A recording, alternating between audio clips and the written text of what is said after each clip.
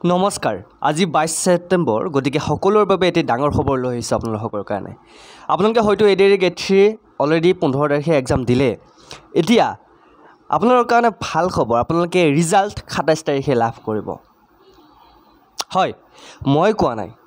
মাননীয় মুখ্যমন্ত্ৰী ডাঙৰীয়া ঘোষণা কৰিছে কি কৰিছে 27 তাৰিখে কেনেকৈ ৰিজাল্ট লাভ কৰিব বাকি কেইটা এক্সাম হোৱাই নাই আপোনাৰ ৰিজাল্টটো আপুনি কেনেকৈ লাভ কৰিব সবিশেষ মই আপোনালোকক এইটো ভিডিঅ'ত কৈ আছোঁ পোনপ্ৰথমতে আপোনালোক সকলোকে স্বাগতম জনাইছোঁ বিশ্বাসী বন্ধু অতি গুৰুত্বপূৰ্ণ ভিডিঅ'লৈ আপোনালোকে চাই আছে বিশ্বাসী বন্ধু ইউটিউব চেনেল তো আপোনালোকে জানে আমি এডিআৰি এক্সামৰ কাৰণে প্ৰিপাৰেশ্যন চলাই আছোঁ আৰু লগতে আমাৰ পিডিএফসমূহ আমি প্ৰভাইড কৰিছোঁ যিসকলে ড্ৰাইভাৰ পোষ্টৰ কাৰণে আৰু গেট 4 কাৰণে এপ্লাই কৰিছে গেট 3 গেট 4ত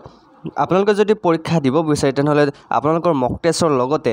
বাকি আমাৰ ক্লাছৰ সকলোবোৰ পিডিএফ মাত্ৰ 99 रुपीছত দি থকা হৈছে যদিহে আপোনালোকে পিডিএফবোৰ লাভ কৰিব বিচাৰে আমাৰ পৰা তেনেহলে আপোনালোকে আমাৰ হোৱাটছআপত কন্টাক্ট কৰিব পাৰে আমাৰ হোৱাটছআপ নম্বৰটো হৈছে 8638686390 সো আপোনালোকে হোৱাটছআপ পিডিএফ লাগিলে কন্টাক্ট কৰিব বা আপোনালোকে মই নম্বৰটো দিছো এই নম্বৰটো নোট ডাউন কৰি ল'ব এতিয়া আহিছো মেইন কথাটো লৈ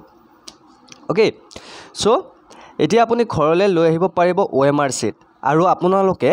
এক্সামৰ ৰিজাল্ট নেদিয়াৰ আগতে আপোনালোকে নিজৰ ৰিজাল্টসমূহ জানিব পাৰিব কেনেকৈ জানিব পাৰিব সেবাৰ তৰফৰ পৰা এটি নতুনকৈ আপডেট আনিব গতিকে আপোনালোকে যিসকলে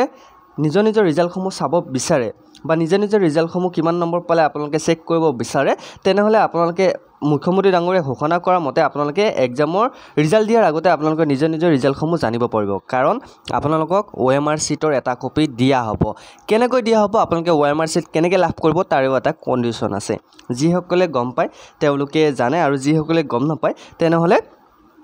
মই কৈ দিছো যে আপোনালোকক এটা পোৰ্টেল মুকলি কৰি দিব সেই পোৰ্টেলত আপোনালোকে 27 তাৰিখৰ 26 তাৰিখে আপোনালোকে কি কৰিব 26 তাৰিখে আপোনালোকে তাতে আবেদন কৰিব পাৰিব 26 তাৰিখে আপোনালোকে OMR sheetৰ কাৰণে আবেদন কৰিব পাৰিব আপুনি যিখন OMR sheet লিখিলে আপুনি যিটো পৰীক্ষাত OMR sheet লিখি থৈ আহিল 15 তাৰিখে সেই পৰীক্ষাৰ OMR sheetৰ এটা কপি আপোনাক দিয়া হ'ব কিন্তু আপোনালোকে 50 টকা কৰি দিব লাগিব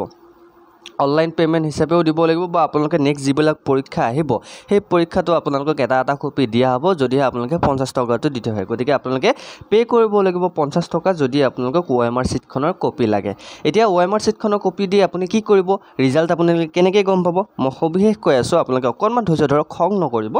ইয়াতে মেইন কথাটো হ'ল আপোনালোকক যেটো 27 তাৰিখে আপোনালোকক OMR sheet সমূহ দিয়া হ'ব 27 তাৰিখে আপোনালোকক OMR sheet সমূহ দিয়া হ'ব 28 তাৰিখে আপোনালোকৰ 15 তাৰিখে যি সমূহ এক্সাম হৈ গ'ল আপোনাৰ অলৰেডি গেট 3 15 তাৰিখে হয়নে 15 তাৰিখে হোৱা এক্সামৰ সেই এনসাৰ কি যিবিলাক এনসাৰ সেই এনসাৰবোৰ 28 তাৰিখে দিয়া হ'ব এতিয়া 27 তাৰিখে আপোনালোকৰ OMR sheet খন আপোনালোকৰ হাতত থাকিল আৰু 28 তাৰিখে যেহেতু এনসাৰ কি দিলে গতিকে আপোনালোকে এনসাৰ সমূহ চেক কৰিব পাৰিব কোনে কিমান নম্বৰ পালে তেতিয়া আপোনালোকে প্ৰত্যেককে ঘৰতে বহি আপোনালোকৰ ৰিজাল্ট সমূহ বা আপোনালোকৰ মাৰ্কছ সমূহ আপোনালোকে জানিব পাৰিব সো এনেকুৱা ধৰণৰ তেওঁলোকে এটা সিস্টেম আনিব বিচাৰিছে আৰু যিসকল 29 তাৰিখে পৰীক্ষা আছে সেইসকলে কি কৰিব সেইসকলৰ OMR sheetৰ কপিটো নেক্সট তেওঁলোকে এক্সামৰ দিনে আনিব পাৰিব বুলি কৈছে কিন্তু তেওঁলোকে 50 টকাটো দিব লাগিব এতিয়া মই কোৱা নাই মুখ্যমন্ত্ৰী ডাঙৰীয়াই কি ক'লে আপোনালোকক মই দেখুৱাই দিছো ভিডিঅ' আকাৰে গতিকে আৰু কেইটামান ইম্পৰ্টেন্ট কথা কৈছে মুখ্যমন্ত্ৰী ডাঙৰীয়াই সো মই আপোনালোকক দেখুৱাই দিছো আপোনালোকে ধৈৰ্য ধৰি ভিডিঅ'টো চাব আৰু যদি এই ভিডিঅ'টো ভাল লাগে এনেকুৱা ধৰণৰ আপডেট আপোনালোকে পাব বিচাৰে তেনেহলে আমাৰ বিশ্বাসী বন্ধু চেনেলটো সাবস্ক্ৰাইব কৰি দিবলৈ নাপাহৰিব এতিয়া মুখ্যমন্ত্ৰী ডাঙৰীয়াই কি ক'লে মই আপোনালোকক দেখুৱাই দিছো 27 তাৰিখে সেবাক আপোনালোকে আবেদন কৰিব পাৰিব মাত্ৰ 50 টকা দি আমি যদি 11 লাখ পৰীক্ষাৰ্থীক আত্মবিশ্বাস দিব পাৰো যে সমাজে আপোনালোকৰ কাৰণে চিন্তা কৰে সমাজে এটা স্বচ্ছ পৰীক্ষাত বিশ্বাস কৰে তাতকৈ আৰু ডাঙৰ কথা কি হ'ব পাৰে মই কংগ্ৰেছ দলক আজি দিনটোত আহ্বান জনাম যে ঝাৰখণ্ডত কংগ্ৰেছে লোৱা সিদ্ধান্তটোক আপোনালোকে অসমত বিৰোধিতা নকৰিব সকলো ষ্টেটতে বেলেগ ৰূপ লোৱাটো উচিত নহয়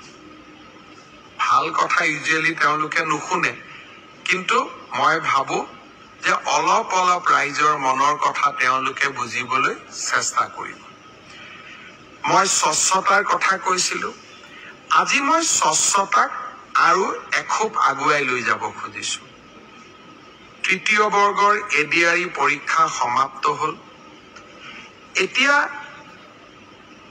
মই এটা নতুন কথা ক'ব খুজিছো 27 তাৰিখে সেবাক আপোনালোকে আবেদন কৰিব পাৰিব মাত্ৰ 50 টকা দি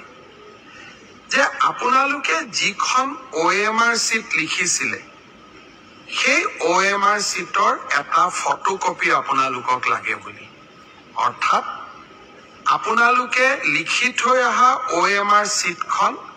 27 তাৰিখৰ পৰা সেৱাৰ কাৰ্যালয়ত আবেদন কৰি সেৱাই তাৰ ধুনীয়া বিজ্ঞাপন দিব কেনেকে এডভাৰটাইজ কেনেকে আবেদন কৰিব লাগে আপোনালোকে চেণ্টাৰত জমা দি থৈ অহা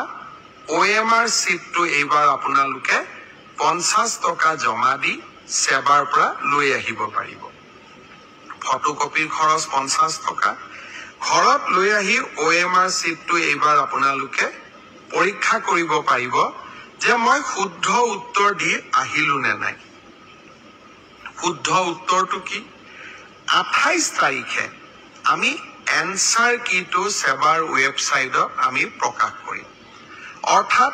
27 তাৰিখৰ পৰা আপোনালোকে OMR চিটখন আবেদন কৰি সেৱাৰ পৰা ল'ব পাৰিব 28 তাৰিখে সেৱাৰ ৱেবসাইটত এনসাৰ কি প্ৰত্যেকটো প্ৰশ্নৰ উত্তৰ কি হোৱা উচিত তাকো আপোনালোকে চাব পাৰিব অৰ্থাৎ ঘৰতে বহি মইনো কিমান নম্বৰ পালো OMR চিটখন হাতত উলিয়াই লওক এনসাৰ কি লগত মিলাই চাওক আৰু 100ৰ ভিতৰত 50ৰ ভিতৰত মই কিমান নম্বৰ পালো সেয়া ঘৰতে বহি মই হিচাপ উলিয়াই ল'ব পাৰিম অৰ্থাৎ ৰিজাল্ট দিয়ালৈ অপেক্ষা কৰিবই নালাগে ভাৰতৰ কোনো প্ৰদেশতে এনেকুৱা সিদ্ধান্ত আগত গ্ৰহণ কৰা হোৱা নাছিল OMRৰ কপিও পাব আৰু এনসাৰ কিটো উপলব্ধ হ'ব তো মুখ্যমন্ত্ৰী ডাঙৰীয়াই কি ক'লে আপোনালোকে ইতিমধ্যে গমে পালে মুখ্যমন্ত্ৰী ডাঙৰীয়াই ইমান ধুনীয়াকৈ কথাখিনি কৈছে আপোনালোকে এনসাৰ কিও পাব আৰু আপোনালোকে OMR চিটখনো পাব গতিকে আপোনালোকে যদি এনসাৰ কি আৰু OMR চিটৰ প্ৰয়োজন হয় তেনেহ'লে সেৱা পৰ্টেলত তেওঁলোকে নতুনকৈ এটা আপডেট দিব তেওঁলোকে যে আপোনালোকে OMR চিটখন কেনেকৈ লাভ কৰিব তেওঁলোকে অনলাইন দিয়ে নে অফলাইনত দিয়ে অফলাইনটো নিদিয়ে অবভিয়াছলি অনলাইনতে দিব গতিকে আপোনালোকে পে'মেণ্ট কৰাৰ প্ৰচেছটো দিব আৰু OMR চিটখন আপোনালোকে প্ৰভাইড কৰিব এতিয়া মেইন কথাটো হ'ল আপোনালোকে কেনেকৈ গম পাব আপোনালোকে সেই আপডেট পাবলৈ আপোনালোকে বিশ্বাসী বন্ধুটো চেনেলটো ছাবস্ক্ৰাইব কৰি ল'ব লাগিব বিশ্বাসী বন্ধু চেনেলত আপোনালোকে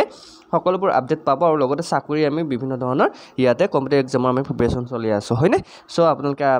আমাৰ চেনেলটো ছাবস্ক্ৰাইব কৰি ল'ব আৰু যদি আপোনালোক PDF লাগে তেনেহ'লে আমাৰ PDFসমূহ ল'বলৈ আপোনালোকে 8638 এই নম্বৰটো আপোনালোকে কণ্টেক্ট কৰিব 8638